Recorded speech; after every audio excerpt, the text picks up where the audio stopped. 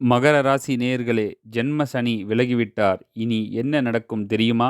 தெரிந்து கொள்ளுங்கள். சனி பகவானை ராசி அதிபதியாக கொண்ட மகர ராசி நேயர்களே, ஜென்ம சனியால் கடந்த சில காலமாகவே படாத பாடு பட்டு கொண்டிருப்பீர்கள். ஆனால் நடந்து முடிந்த சனிப்பெயர்ச்சியால் உங்களுக்கு ஜென்ம சனி முழுமையாக விலகி நல்ல காலம் பிறந்து விட்டது. இதனால் பணியிடத்தில் இருந்து வந்த சஞ்சலங்கள் அனைத்தும் விலகி சிறப்பை பெறப்போகிறீர்கள். தடைப்பட்டு நின்ற முக்கிய காரியங்கள் விரைவில் முடியும். சிலருக்கு கல்வி, வியாபாரம் சம்பந்தமான வெளிநாடு செல்ல வாய்ப்பிருக்கிறது. ஆரோக்கியத்தில் இருந்த பிரச்சனைகள் நீங்கி மனதில் புது தெம்பு, தைரியம் பிறக்கும்.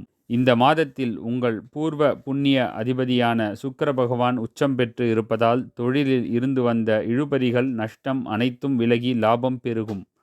குறிப்பாக விவசாயம் சார்ந்த தொழில் செய்வோருக்கு அற்புதமான காலகட்டம் இது.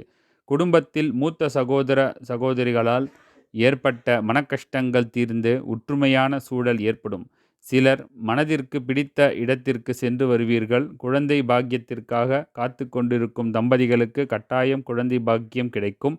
6ஆம் இடத்தில் செவ்வாய் இருப்பதால் பூர்வீக சொத்து விஷயத்தில் இருந்த பிரச்சனைகள் முடிவுக்கு வரும். இருப்பினும் காதலர்கள் மிகுந்த எச்சரிக்கையாக இருக்க வேண்டிய காலம் இது.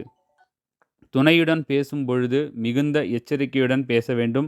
இல்லையென்றால் பிரிய வேண்டிய சூழல் கூட ஏற்படலாம்.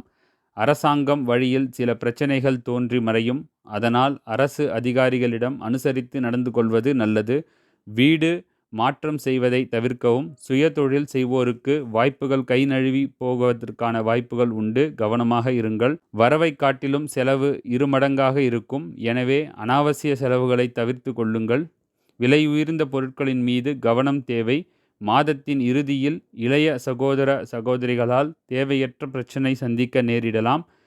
வணங்க வேண்டிய தெய்வம் முருகப்பெருமாள். அதிர்ஷ்ட நிறம் நீலம். அதிர்ஷ்ட எண் 5. சந்திராஷ்டம நாள் மாசி 21 மற்றும் 24. நன்றி, வணக்கம், வாழ்க வளமுடன்.